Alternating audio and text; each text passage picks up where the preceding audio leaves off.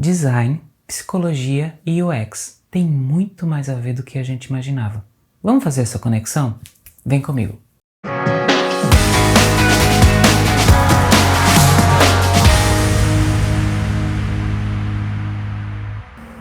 Oi, tudo bem? Meu nome é Marcos Tenório e isto é Design. Sejam bem-vindos a esse vídeo. Eu decidi que esse vai ser o último desta temporada. Eu tô pensando em refazer aqui algumas coisas, eu já comprei outros materiais para dar uma melhorada no que vocês estão vendo, e aí isso aí vai sendo elaborado com o tempo. Então, como eu já respondi bastante perguntas que foram feitas durante esse período inicial, esse é o 12º vídeo, ou podcast, que caso vocês não saibam, a gente está também nos podcasts. Escolha a sua plataforma e pode ouvir. Tem no Apple, tem no Spotify, tem no Google, é só escolher que vai estar lá, certo? Até na Alexa. E aí, eu vou terminar com a pergunta que foi feita por Marcela Calado, que ela pediu para falar sobre design e psicologia. Eu tinha falado para vocês que esse assunto ia render vários vídeos. Tudo bem, esse aqui é o terceiro. Mas eu vou encerrar por aqui porque eu não posso ser leviano e dizer que eu entendo tudo sobre psicologia. Isso é um assunto para especialistas, isso é um assunto muito sério e que a gente deve levá-lo de uma forma mais séria. Eu não seria leviano de dizer que, vou explicar tudo aqui. Vamos lá? O tema desse vídeo é Design, Psicologia e UX. Ou seja, as leis da psicologia aplicadas ao UX. Esse tema ele foi abordado por um livro de John Jablonski, que ele se chama Leis da Psicologia Aplicadas ao UX. Ele está à venda nas plataformas de venda de livros, inclusive eu tenho um exemplar e é muito bacana esse livro.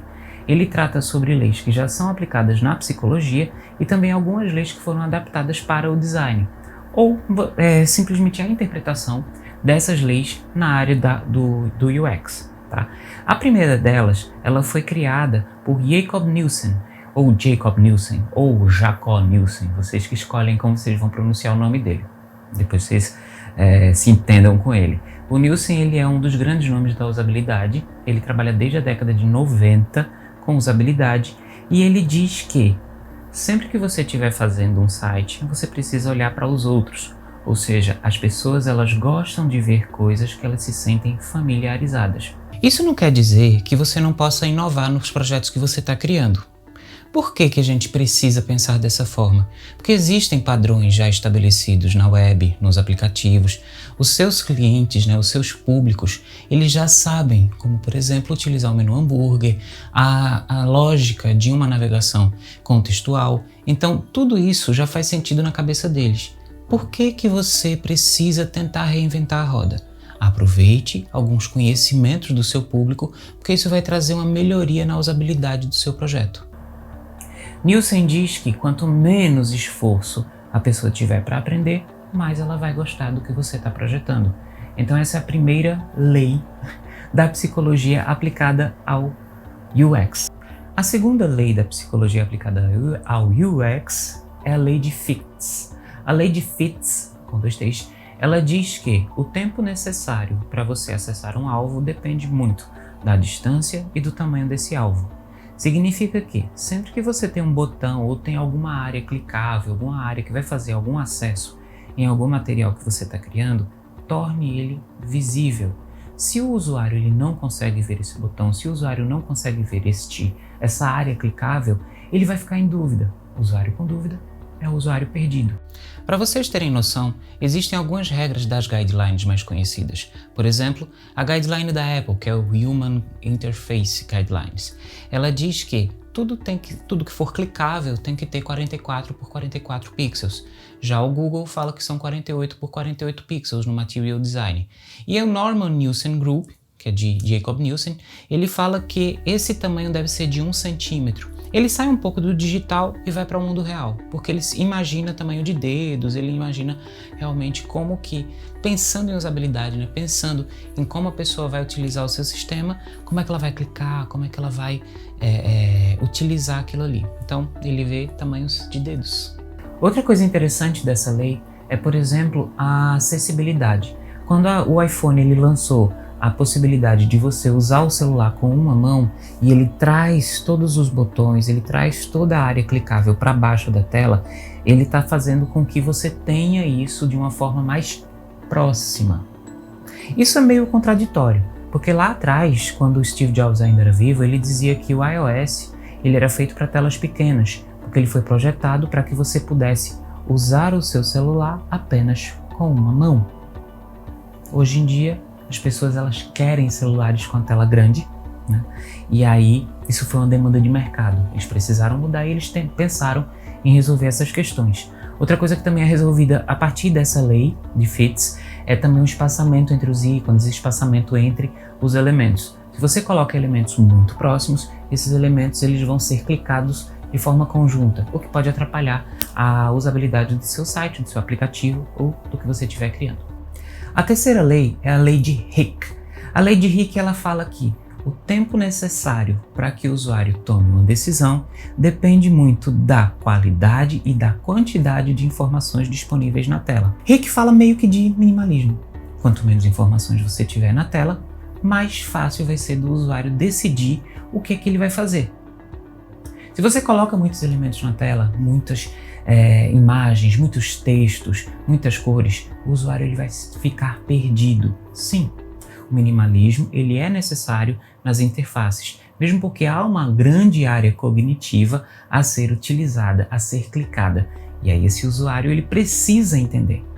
Lembre sempre, seu usuário ele está sendo bombardeado de informações o tempo inteiro. Se você joga mais informações para ele, ele vai ficar ainda mais confuso, ele vai ficar com mais dúvida ainda. A próxima lei ela é meio complementar à anterior. A lei de Miller, ela fala que o cérebro humano ele tem a capacidade de armazenar até 7 ou até 9, mais ou menos, ele tem uma média aí de 7 itens na sua memória de trabalho. O que isso significa? O nosso cérebro ele tem uma carga cognitiva, ele memoriza alguns passos e esses passos eles vão sendo repetidos por nós mesmos quando nós estamos executando alguma ação. Então, por exemplo, você está utilizando o Photoshop, está utilizando o Illustrator e aí você tem algumas ações que você vai executar, por exemplo, copiar, colar, abrir arquivo, salvar arquivo. Tudo isso é pensado para que ele seja o mais simples possível. Quanto mais ações você tiver, menos o usuário ele vai ficar familiarizado, vai criar uma carga cognitiva desnecessária nesse acesso, nessa execução de tarefa. O Miller ele fala que, em média, nós memorizamos 7 comandos ou 7 ações. Tem algumas pessoas que memorizam um pouco menos, 5, e tem algumas pessoas que memorizam um pouco mais, 7. E aí ele deu a média de 7, porque é uma média entre 5 e 9, e deu 7 aí no meio. Isso significa o quê? Tente fazer com que os caminhos do seu usuário sejam mais curtos. Ao invés de ele ter que clicar em dezenas de links para chegar no ponto final, faça com que ele clique em 3, em 4, em 5. Mais do que isso, você já corre o risco do seu usuário começar a se perder. Quando eu estou falando com idosos, por exemplo, os idosos eles raramente entendem qual foi o caminho que ele percorreu. Uma boa dica para isso é colocar aquelas migalhinhas de pão, que é o breadcrumbs, que você coloca lá em cima no caminho que o usuário tem percorrido para mostrar por onde ele veio, para onde ele está indo, certo? Essa é a lei de Miller para facilitar a carga de memória do seu usuário. Outra coisa interessante da lei de Miller é que ele diz que quando a gente quer facilitar a compreensão do nosso usuário para a informação que a gente está fazendo, por exemplo, um grande número de informações, como um número de telefone, a gente pode criar pequenos grupos, como por exemplo, a gente pode dividir o número maior em pedaços. Um exemplo, quando a gente começou a utilizar esse novo 9 no número de celulares, a gente sempre dá aquela pausa, né? Um 9, 9999, 9999. Muitas vezes as pessoas até se atrapalham, porque a gente não dá essa pausa. Eu mesmo costumo falar tudo direto. Só que aí já se criou um modelo mental de que o telefone vai ter o 9 e o restante. Então, 9 e 2 grupos de 4. Por que se cria esses grupos? Porque facilita muito mais a compreensão do que você está fazendo. Isso é importante, porque você consegue entender. Imagina se você fala esses números todos encarrilhados. Alguém vai conseguir anotar, alguém vai conseguir gravar? Dificilmente. Outra lei que é muito aplicada no UX é a lei de Postel. A lei de Postel diz que seja conservador no que você projeta, ou seja, mantenha padrões, evite mudanças bruscas, evite mudanças que vão fazer com que o seu usuário se perca. E seja liberal no que você aceita, ou seja, o seu usuário ele vai errar, o seu usuário vai cometer enganos, o seu usuário vai executar ações que não foram programadas por você para o seu sistema. E o que a gente faz? A gente é mais maleável, a gente mostra para ele que isso não é uma tempestade num copo d'água. O que você tem que fazer? Você tem que evitar os erros. E também que você permita que o seu usuário possa corrigi-los, porque se ele não puder corrigi-los, você vai criar um problema sério. Um grande exemplo disso é quando você cria aquele botão de você realmente quer apagar essa foto? Isso aí você está perguntando para o seu usuário se ele tem certeza de que é aquela ação que ele quer executar. Vou trazer mais uma vez o exemplo da Microsoft quando ela criou o Windows 8. O Windows 8 ele foi uma catástrofe de usabilidade. Por quê? Porque a Microsoft modificou completamente a usabilidade dela e ela não permitiu ao usuário que ele se adaptasse da forma correta.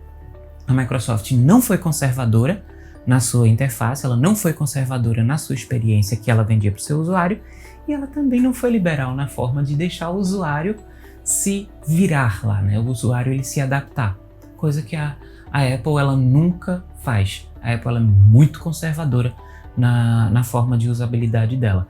Ela sempre mantém os mesmos ícones, faz algumas alterações, coloca os menus sempre no mesmo lugar, até parece que nunca teve atualização nenhuma no iOS ou então no macOS. Mas na verdade a ideia é essa, manter a usabilidade num padrão que ela sempre teve. Outra regra interessante é a regra do pico final. O que é a regra do pico final? Normalmente o usuário ele tem recordado na sua cabeça, né, na sua memória, quais são os momentos mais importantes daquele uso.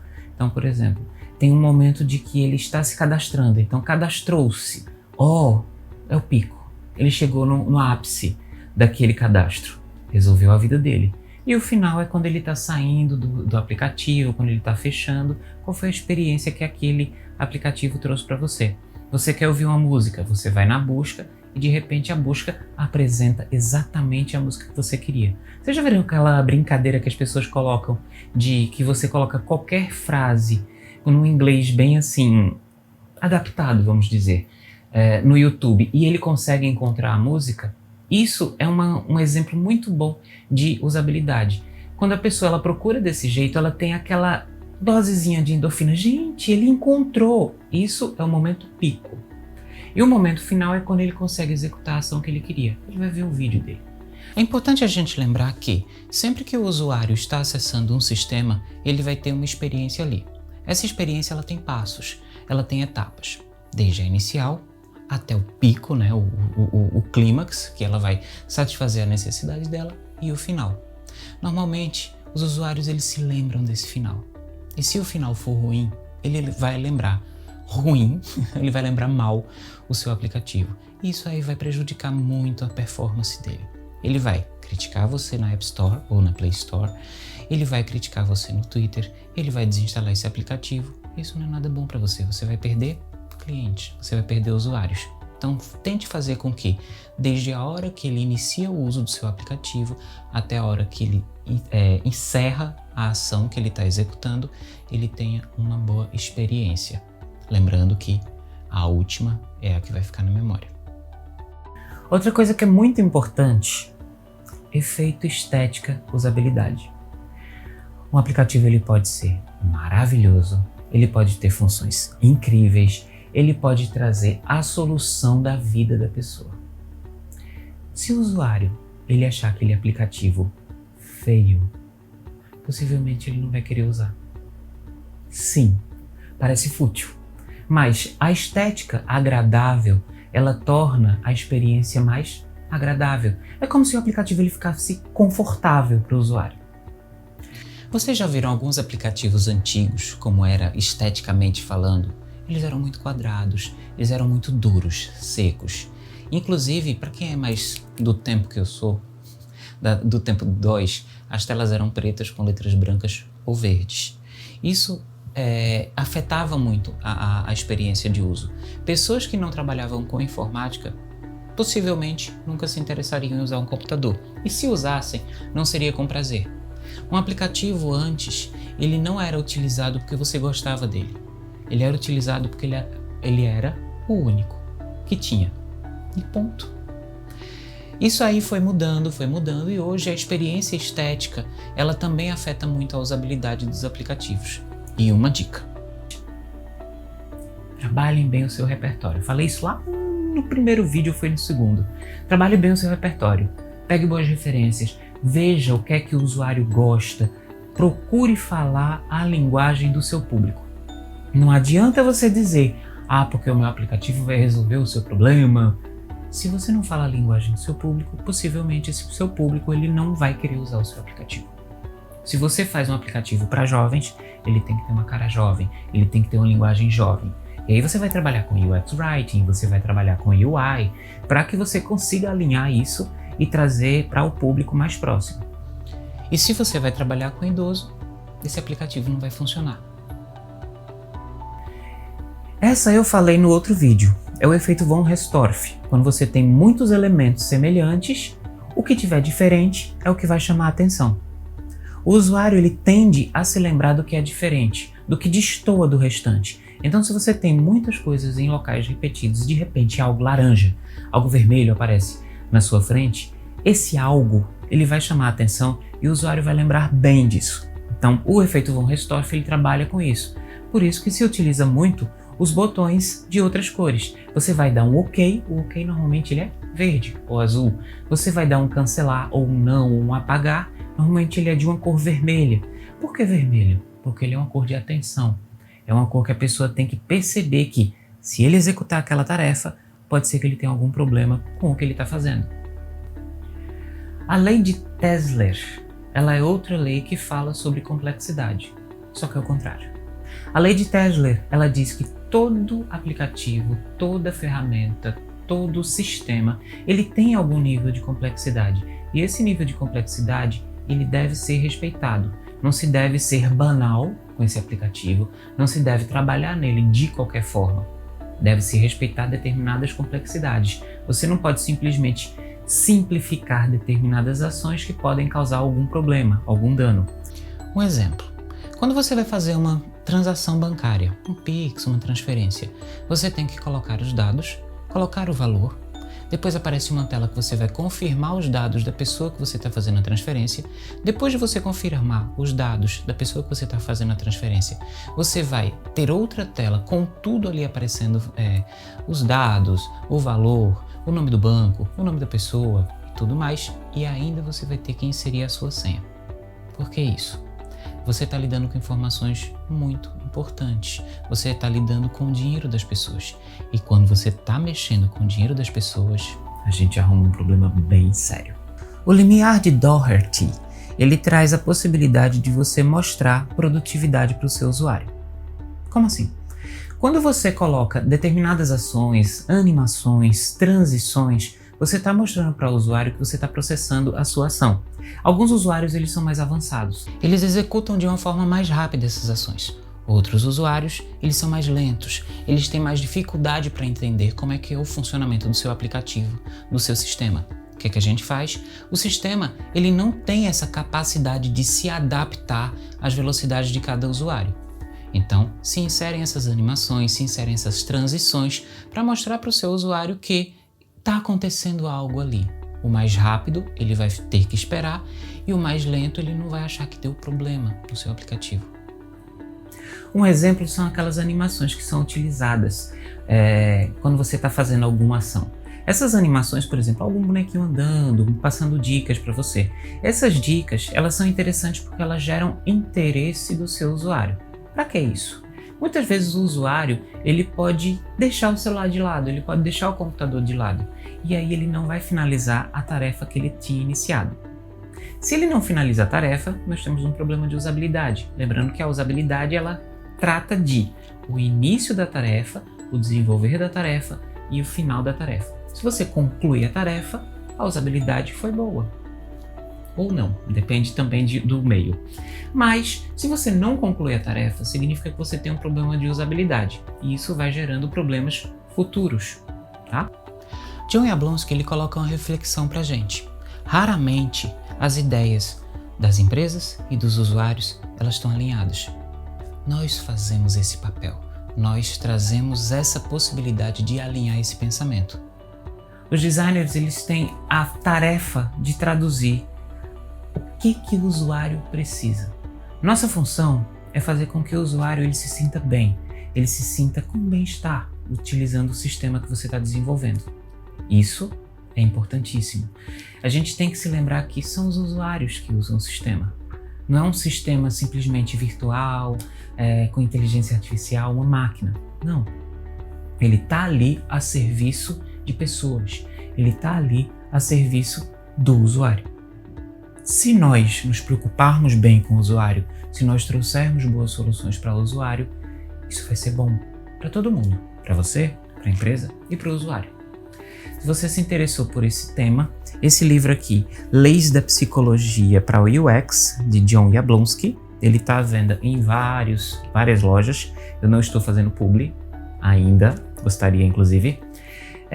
Esse livro é muito interessante, porém, como eu estava até conversando com Felipe Kuhn, ele disse que acha que não é muito aprofundado. Realmente, não é aprofundado. Ele permeia cada uma dessas leis que o John ele fez esse estudo para entender quais são as leis que trabalham e são trabalhadas na usabilidade, ou na UX, perdão. E aí, o que eu sugiro? Esse livro ele é um ótimo começo, ele é uma ótima introdução ao assunto. Eu acho que é muito sério o tema para a gente resolver em uns resumos de cada lei, de cada regra. Converse com psicólogos, tente entender melhor esse processo. Crie uma equipe de vários profissionais. Lembrem-se que designers são pessoas que trabalham com multidisciplina. Nós não decidimos nada sozinho, nós não fazemos nada sozinho. É muito importante a gente ter o usuário nesse processo, lembrando que é para eles que nós fazemos tudo isso. Desde o design centrado no usuário, design thinking também, e agora o UX e o UI. Muda de nome, mas não muda de função. É tudo feito para o usuário, tá bom? Eu espero que esses 3 vídeos de psicologia tenham sido interessantes. Eu gosto muito do assunto, não sou um pleno entendedor da área. Gostaria de estudar inclusive mais sobre psicologia cognitiva, que eu acho muito, muito importante. E aí, com esse vídeo eu encerro a primeira temporada do Isto é Design. Eu espero que vocês tenham curtido. Volto em breve. Eu espero que eu tenha contribuído de alguma forma com vocês. Para mim foi muito bom, porque tem assuntos que também não eram do meu domínio. Eu precisei estudar para falar aqui com vocês. Eu conheço o design e conheço um pouco das outras áreas. Então é importante para mim também fazer isso. Mais uma vez, também isso está no podcast. Se você tem Apple Podcast, se você tem Google Podcast, se você tem o Spotify, se você tem até a Alexa, chama aí, procura Isto é Design que eu tô lá, tá bom? Podem falar comigo nas redes sociais, responderei sempre que possível. E nos encontramos por aí. Até a próxima temporada. E vou começar minhas aulas também, né? Semestre começando. Tchau!